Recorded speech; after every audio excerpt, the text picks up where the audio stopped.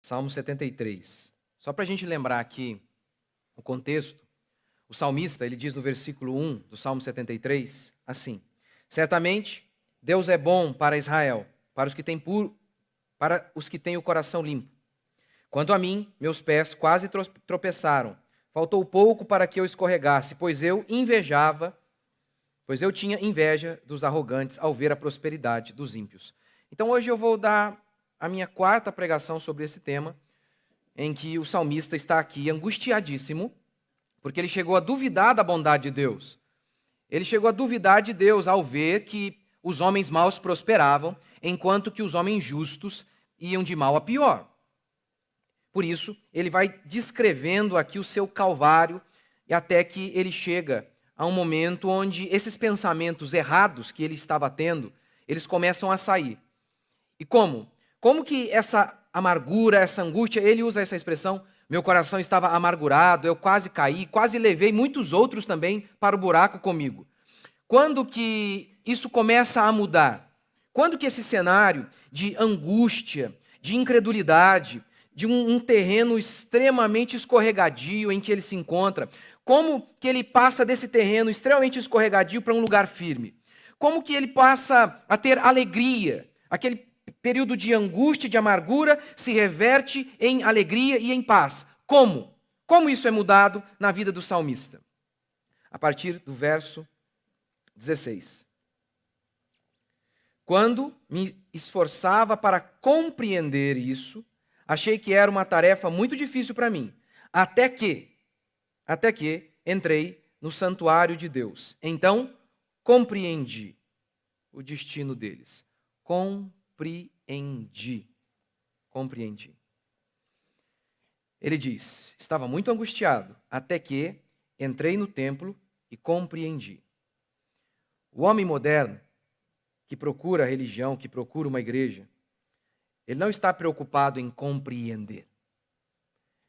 Ele não quer dizer o que o salmista está dizendo. Eu entrei num culto e compreendi. O lema dele é, eu entrei num culto e senti. Senti. Eles não estão em busca de entendimento ou compreensão. Eles querem sensação. Alívio rápido. Eu nunca me esqueço quando eu comecei a fazer programa na rádio. E aí tinha um pastor que fazia logo em seguida a mim. E aí ele fazia a campanha do milagre urgente. Milagre urgente. Essas pessoas não estão em busca da verdade, de compreensão. Elas querem alívio imediato. Elas querem sentir alguma coisa. E os falsos pastores dão a esses clientes, sim, não são fiéis, são clientes. Vem na igreja uma espécie de mercado, onde se o mercado ou o restaurante servir, atender bem ao cliente, porque o cliente tem sempre razão, elas então voltam. Os falsos pastores então atendem aos seus clientes, que querem um culto regado a emoção e seco de verdade. Seco de verdade. É por isso que muitos jovens chegam às faculdades oriundas dessas igrejas, onde elas se emocionam muito, onde ali, às vezes, um grupo de jovens bem legal, e essas pessoas estão ali até aparentemente firmes, não? É por isso que essas pessoas que estão preocupadas apenas em sentir coisas, em um alívio imediato, e não em buscar a verdade, são esses mesmos jovens que quando chegam à faculdade sucumbem. Porque quando lá eles são atacados, quando a fé deles é atacada, e eles não têm nenhuma base sólida, porque tudo girava em torno de sentir alguma coisa, elas sucumbem. Elas começam a estar num terreno parecido com o do salmista, escorregadio. É por isso que essas pessoas, preocupadas apenas com emoção, apenas em sentir alguma coisa, quando elas enfrentam uma tempestade mesmo, feroz, cruel, elas sucumbem, elas caem. Para elas é um terreno escorregadio. Por quê? Porque elas não têm raízes. Elas não possuem raízes em si mesmas. Essa raiz que é a verdade não está dentro delas. Porque elas estão preocupadas apenas em ir em mais um culto e apenas ouvir mais um consolo momentâneo para aguentar a semana. Elas não saem de casa pensando assim, Deus fala comigo mesmo. Elas até dizem, Deus fala comigo, mas o fala comigo delas é o seguinte, Eu estou mal, eu quero alguma palavra de alívio agora, imediato. É por isso que esses cristãos que estão em busca apenas de sensações, e não de verdade, e não em compreender, eles são os mesmos que sucumbem diante de qualquer perseguição. De onde vinha a força daqueles cristãos primitivos, capazes de enfrentar o Império Romano, aquelas donas de casa, aqueles camponeses, aquelas pessoas comuns, que foram valentes e foram até o final? De onde você acha que vinha a força daqueles homens? Porque havia um grupinho de senhoras em que elas se sentiram participantes daquela comunidade? Porque havia um grupinho de jovens que elas gostavam? Você acha que era isso que manteve a fé daqueles homens? Não foi, de maneira alguma. Não foi. Não é porque eles se sentiram bem no culto de domingo à noite. Não. Como Paulo diz, eu sei em quem tenho crido. Foi a compreensão da verdade. Saberem que estavam firmadas na verdade.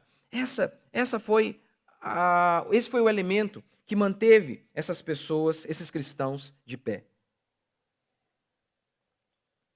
Portanto, eu quero começar, em primeiro lugar, falando que o culto é o lugar de compreender. O culto é o lugar de compreender.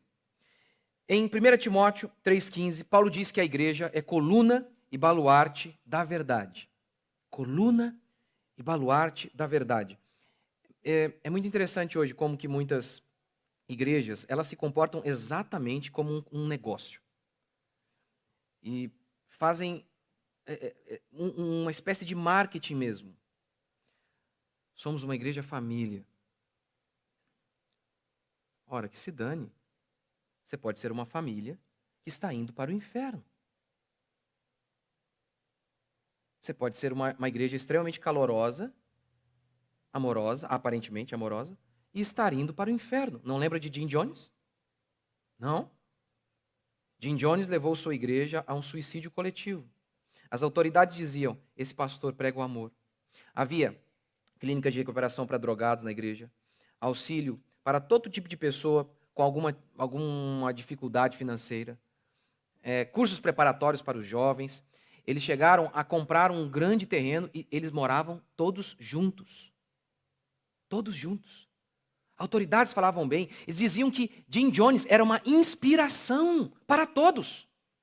Jim Jones levou todos a um suicídio coletivo. A igreja é, antes de tudo, coluna e baluarte da verdade. Você não deve escolher a igreja que você frequenta, a não ser com esta primeira base.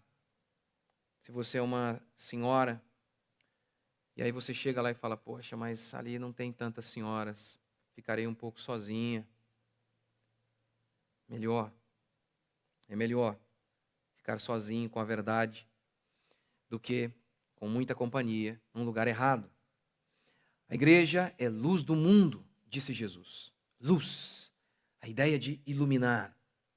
Mas não, as pessoas estão preocupadas apenas em se sentir bem. Você pode se sentir bem apenas ouvindo mentiras. Os cultos hoje, eles giram em torno disso, em fazer as pessoas se sentirem bem. Os pastores, eles não saem de casa pensando, eu estou sendo fiel ao texto. É isso mesmo que Jesus quis dizer. Não, elas estão pensando, os pastores estão pensando em apenas dar aquilo que o povo quer, que quase, na maioria das vezes, não é o Senhor. Não é o Senhor. Alívio. Por isso, os cultos giram em torno dessa premissa, de gerar alguma espécie de emoção, de alívio imediato nas pessoas. Por isso você vai ver, por exemplo, nas igrejas, aí desligam as luzes, o pastor está pregando, tem uma musiquinha de fundo, tudo para produzir alguma coisa, para mexer com as emoções das pessoas. E aí, geralmente, as palavras são sempre as mesmas. Muda o texto, a ilustração muda, mas são sempre as mesmas. Não temas, o Senhor é contigo. Domingo após domingo. É a mesma pregação. Você pode ir em grande parte das igrejas evangélicas do Brasil e se você tiver um pouquinho só de feeling espiritual, você vai notar isso. Ele muda ali, aparentemente, somente a capa, o exterior. Mas a essência da pregação é sempre a mesma. Palavras onde eles decretam que tudo vai se resolver, não desanime, continue. E aí aquela pessoa sai dali, aguenta mais um pouquinho. Lá na sexta-feira, quando ela está pensando em desanimar, ela já vem ao culto e mais uma vez ele diz, não desanime. E só gira em torno disso. Eu não estou negando que a fé cristã tenha um elemento fortíssimo de consolo. Tem, sempre tem. Mas o consolo genuíno, ele procede da verdade. Da verdade. Em muitas igrejas você também tem as profecias, que não tem nada a ver com as profecias bíblicas. Nada a ver. Nada a ver. As profecias bíblicas, elas tinham sempre um caráter improvável. Aquelas profecias, quando eram ditas, eram praticamente, aos olhos humanos, impossíveis de acontecer. Impossíveis. Impossíveis. Ninguém podia imaginar. Por exemplo, o Império Romano dominava a Palestina. O Império Romano agora é um parceiro político de Israel. O Império Romano está construindo o templo. Não há ninguém no mundo maior do que o Império Romano. O Império Romano está reconstruindo, reformulando o templo. Lembra quando Jesus é convidado pelos discípulos a irem ao templo? E aí eles falam, olha que grandes construções. Porque naquela época o Império Romano estava reformando o templo. O Império Romano bancava. Aí Jesus vem e diz, olha, então, eles nem terminaram ainda. Mas não vai passar esta geração, até que tudo isso aqui seja destruído. Jesus diz isso mais ou menos no ano 30. Mais ou menos no ano 70, General Tito, depois de sitiar Jerusalém, destrói tudo. Você consegue pensar nisso? A profecia não era óbvia, de maneira alguma. Quem é mais poderoso que o Império Romano? Alguém podia imaginar? Quem? O Império Romano é nosso amigo, o Império Romano está construindo para nós.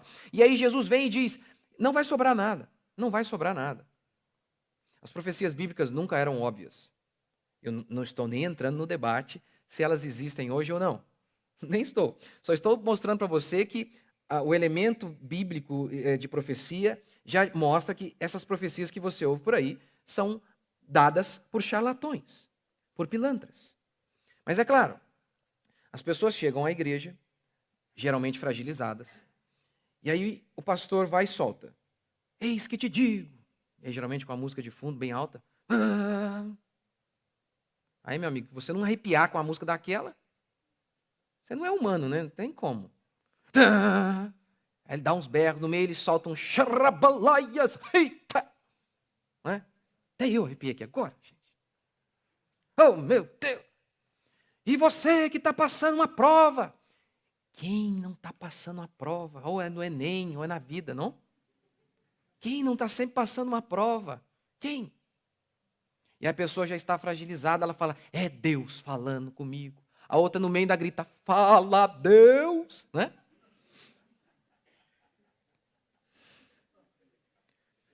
E tudo isso, sim. Por que eu estou falando isso? Porque é importante entender isso. As profecias são dos elementos mais importantes da Escritura. Elas tinham que ter esse caráter de coisa improvável, justamente para que todo mundo tivesse certeza. Foi Deus que falou. Só Deus para prever uma coisa dessa.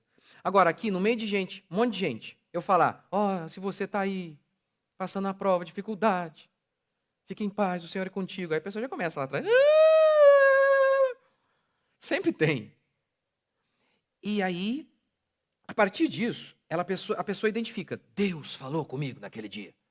Meu amigo, daí em diante, essa pessoa passa a engolir todo tipo de absurdo que se prega ali. Todo tipo de absurdo. Por quê? Ela foi tomada pela emoção, envolvida. Foi por isso que Karl Marx disse que a religião é o ópio do povo. Ele está errado em relação à fé cristã. Ele está certo em relação a todas as outras religiões e também o falso cristianismo. O falso cristianismo, a falsa igreja evangélica e todas as outras religiões, elas são uma espécie de... elas produzem um efeito alucinógeno. O ópio era isso, uma droga, para a pessoa fugir dos seus problemas. Alguns fogem de seus problemas nas drogas. Outros fogem de seus problemas num culto sentimental, mas vazio de verdade. E eu sei que a tentação por buscar alívio a qualquer custo é enorme. É enorme.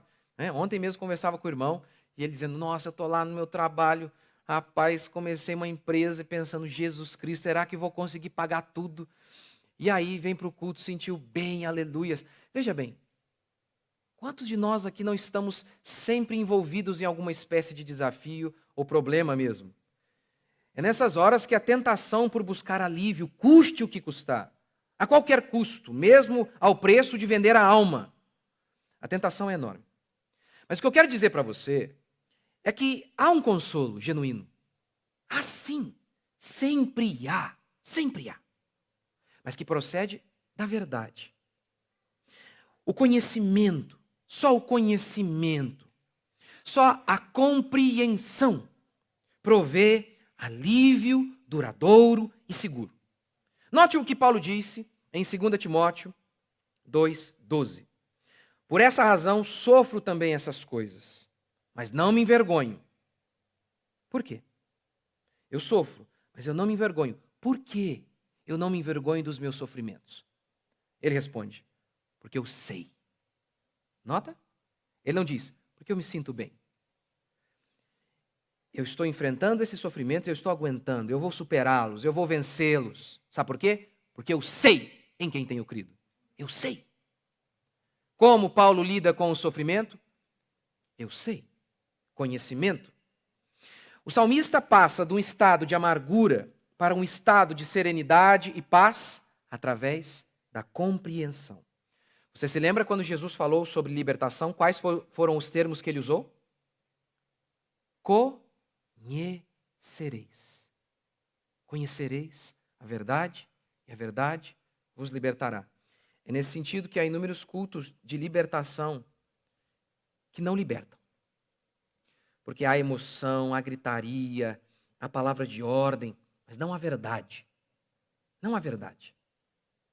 Uma vez eu conversava com uma pessoa que ela falava, eu não entendo, eu frequento essa igreja há tantos anos, e sabe o que é engraçado? A pessoa vai ali toda sexta-feira no culto de libertação, faz 4, 5, 6 anos, e essa pessoa fica possessa há 6 anos, gente. Impressionante. Não sei se eles dão um curso de como ficar endemoniado, não é possível. Mas não há verdade. Não há verdade. A verdade liberta. Verdade liberta.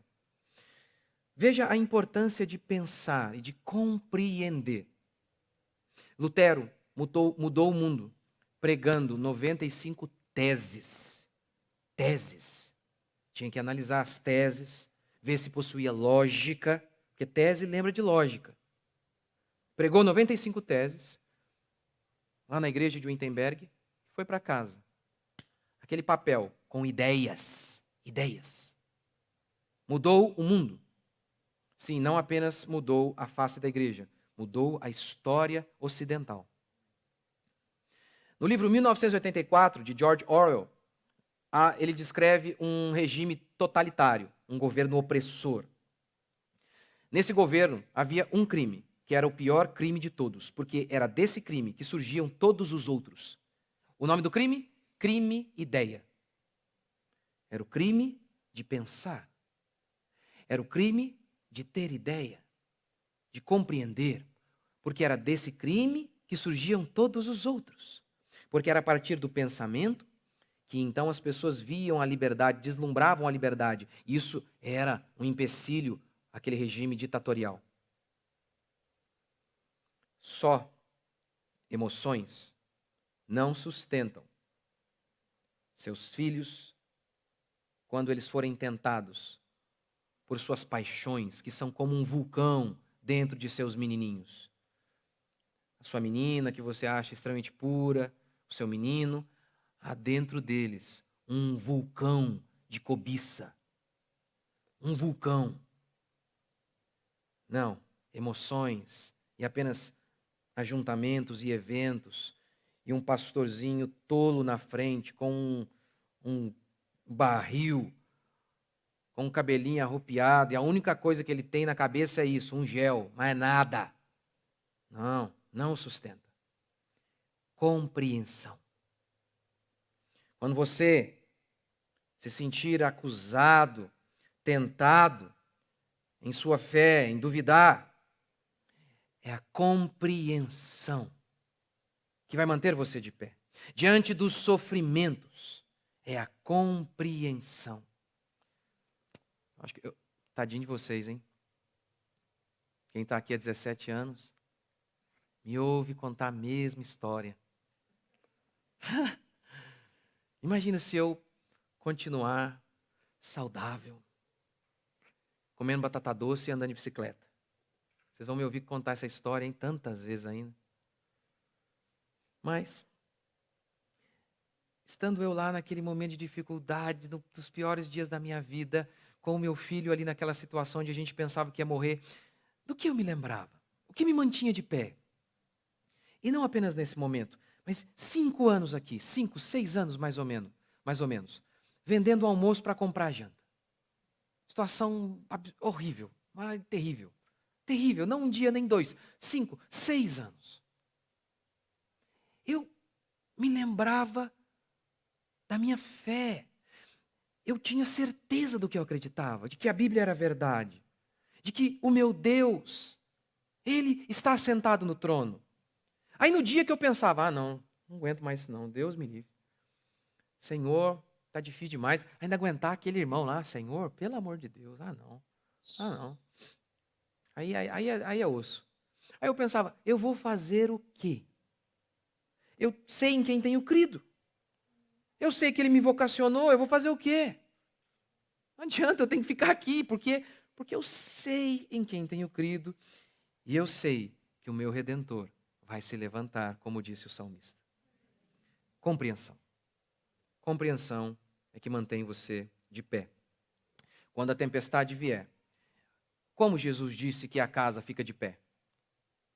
Porque ela está firmada na rocha. O que ele disse que era rocha? Um momento, uma sensação? Não, palavra. A palavra dele, os ensinos dele, a verdade. Isso é que sustenta você. É isso. Compreensão. Segundo, ele encontrou resposta no lugar de culto. Ele diz, no santuário, foi ali que eu encontrei. Ele não encontrou resposta para o problema do mal. Ele não encontrou resposta para as suas angústias nos filósofos gregos e nas religiões politeístas. Ele encontrou no culto. Por quê? Porque Jesus disse, eu sou o caminho, a verdade. Não uma dentre tantas outras. Eu sou a. Nada do que Jesus disse foi mais ofensivo do que isso aqui. Nem quando ele chamou os fariseus de cobras foi mais ofensivo do que essa frase. Eu sou a verdade. Com isso, ele estava dizendo que todos os outros, sem exceção, que apontavam para Deus, estavam mentindo. Eu sou o único caminho. O único. Nós devemos nos lembrar de que a regra de fé, a nossa regra de fé é a Escritura, é o Senhor. Ele é a verdade. Ele é a palavra. E é Ele quem deve guiar os nossos caminhos para o céu, mas também os nossos caminhos para as urnas. Como nós votamos? Aqui, ó. A Escritura nos ensina. Como nós criamos os nossos filhos? A Escritura. Ou nós iremos procurar respostas às nossas angústias e mazelas em homens mortos, homens ímpios que não conhecem o Senhor. É no culto que a revelação de Deus nos é dada. É num culto verdadeiro que a palavra de Deus é liberada e então nós enxergamos as coisas da maneira correta. Nós entendemos como nós devemos administrar a nossa empresa, como nós devemos trabalhar. Nós entendemos como nós devemos viver. Não, a fé cristã, ela não é apenas um caminho para o céu. A fé cristã é a maneira de você enxergar toda a realidade. tudo, tudo, tudo, tudo, tudo. Como disse Abraham Kuyper, não há 1 milímetro da existência que Deus não declare, que Jesus Cristo não declare, é meu. Tudo é meu. Sou eu, o Senhor da sua existência. Toda ela, toda ela, toda ela mesmo. Toda a sua maneira de enxergar o mundo, de administrar o seu dinheiro, de conduzir a sua casa, de conduzir a sua existência, deve partir da Escritura. Coisa que muitos cristãos não fazem. Eles acham que Jesus eles têm 2 caixinhas. Uma caixinha que é a caixinha que eles dizem é a caixinha da salvação. Aí aqui é Jesus. Aí eles têm uma outra caixinha. A caixinha como criam os filhos. A caixinha como administram o dinheiro, como votam. E aí, nessa caixinha aqui, meu amigo, aí aqui está tudo. Aqui não está só Jesus, não. Tem Karl Marx aqui, tem qualquer doido que falar bonito aí, ou qualquer mulher que tem um canal no YouTube, e qualquer coisa. É aqui. Qualquer um está dando pitaco aqui. Mas em relação ao domingo ali, como ir para o céu, é Jesus. Aí é absoluto. Salvação é pela fé, pela graça. Amém. Agora o resto, meu amigo, o resto, aí todo mundo dá pitaco. Não, ele diz, no culto, ali Deus falou comigo e as minhas angústias foram sanadas. Ora, é no culto que a gente entende e compreende, porque no culto acontece um milagre. Acontece um milagre. Deus se manifesta, diz a Escritura. Onde houver 2 ou mais reunidos, eu estou presente. Então, lembre de Paulo? Paulo, diz o texto, ele perseguia cristãos, ele tinha ódio dos cristãos. E diz o texto que ele estava indo para Damasco para prender, matar cristãos. No meio do caminho, Deus se revela a ele, ele cai do cavalo, e se na segunda ele estava querendo matar crentes, na terça ele era crente. Você lembra de Lídia, em Atos 16, 14? Paulo pregava, e diz o texto que enquanto Paulo pregava, o Espírito Santo rasgava o coração dela, abria os olhos dela, para que ela pudesse compreender. A fé cristã, ela não pode ser percebida de uma maneira mecânica, como você estuda história. Não. Por quê? Porque a Bíblia diz em 1 Coríntios 2,14, o homem natural não pode compreender as coisas do Espírito. Não pode e nem quer. Explique-me uma coisa.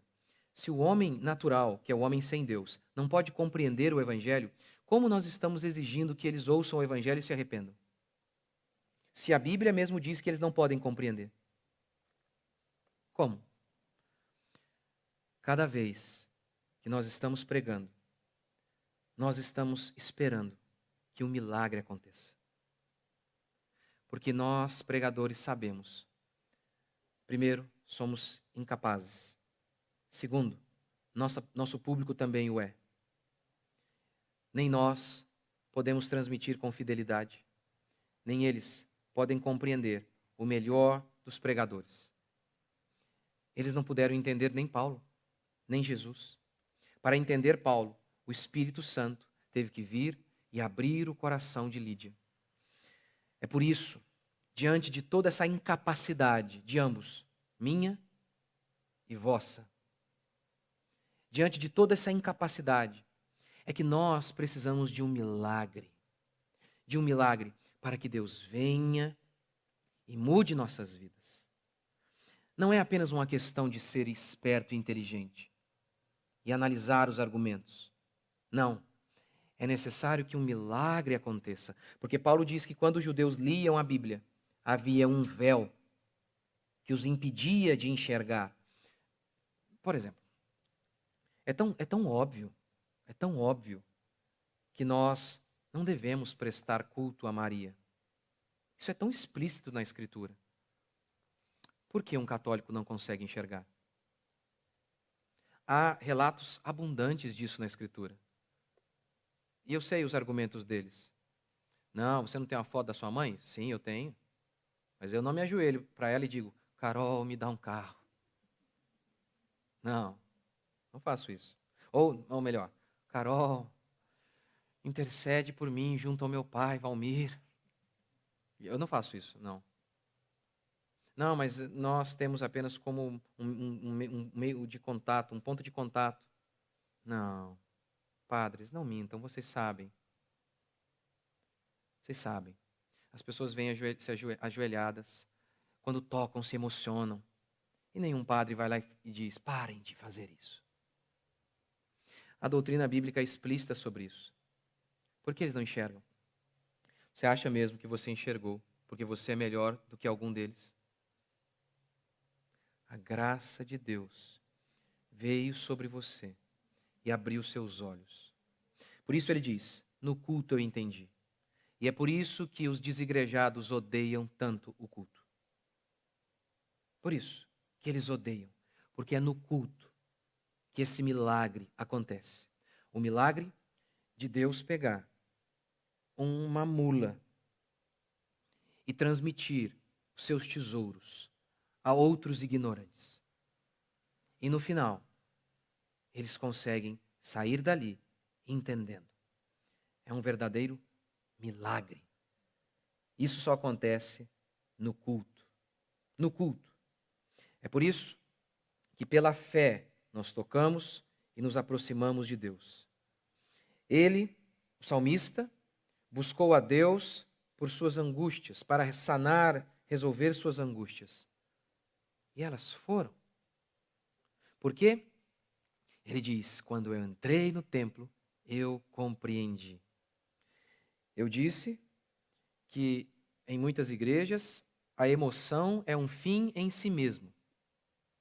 Eles querem produzir emoção, custe o que custar. Alívio, custe o que custar. Busque alívio, custe o que custar, e encontre tormento.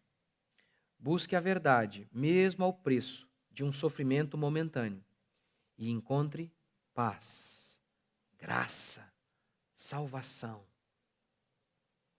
Não venha aqui apenas para esperar ouvir o que você quer ouvir.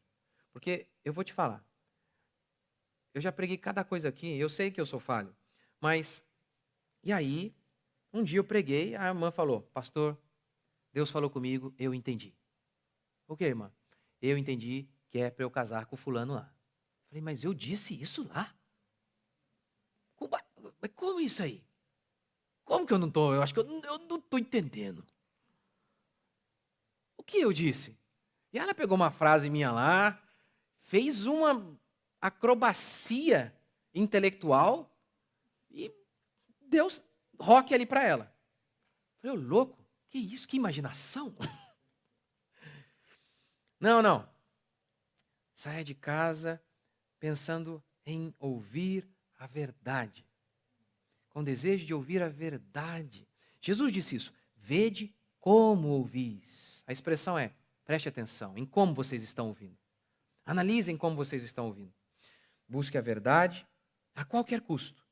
E você encontrará o que o salmista encontrou: alívio, paz, segurança, consolo, descanso, força. Tudo de bom que só o Espírito Santo pode dar a cada um de nós. Mas lembre-se disso. Foi no culto, foi no templo que eu entendi.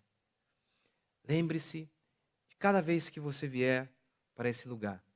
Esse lugar em si não é sagrado, mas quando nós nos reunimos, quando nós começamos e dizemos: a paz do Senhor, a graça e a paz do Senhor, vamos ficar de pé. Esse momento é sagrado. Esse momento é sagrado. Então, quando esse momento começar, abra o seu coração, adore ao Senhor de todo o seu coração, ouça a palavra. Esqueça de mim, tente não se lembrar de mim, tente ver apenas um servo do Senhor que quer ser fiel ao texto bíblico, um mendigo que veio trazer comida para vocês. Sim, um moribundo falando a moribundos. Um mendigo falando a outros mendigos. Alguém que não tem nada em si mesmo, crendo que de alguma maneira ele vai trazer algo para os outros, na crença de que Deus o fará. É assim que nós devemos enxergar o culto. É assim que nós devemos ensinar os nossos filhos a ter reverência com o culto, a virmos com o coração aberto, a chegarmos no horário, a nos concentrarmos, porque sim, como diz a Confissão de Westminster, quando um pastor, um pregador, abre o texto, explica o texto de maneira fiel, é como se o próprio Deus estivesse falando. É isso que declara um dos documentos mais importantes da nossa fé protestante. E essa declaração é baseada na Escritura. Porque Paulo e tantos outros afirmaram isso. E sim, de fato, ele me enviou aqui, eu não sou ele, mas vocês me receberam como um anjo do Senhor. Sim, como um anjo dele. E olha, sim, eu não sou ele, mas o que foi dito aqui é sim a mensagem dele. É nesse sentido que quando um pregador explica o texto de maneira fiel, o próprio Deus está falando. Creia nisso, venha com seu coração sempre cheio de fé, cheio de fé. E aí sim, você poderá dizer sempre: Deus falou comigo hoje, porque Deus sempre fala com o seu povo. O que acontece é que às vezes o povo não ouve, mas Deus está sempre falando. O que acontece é que às vezes Deus fala o que você não quer ouvir, mas Deus está falando. Deus sempre fala com o seu povo, com o seu rebanho. Vocês creem? Vamos ficar de pé?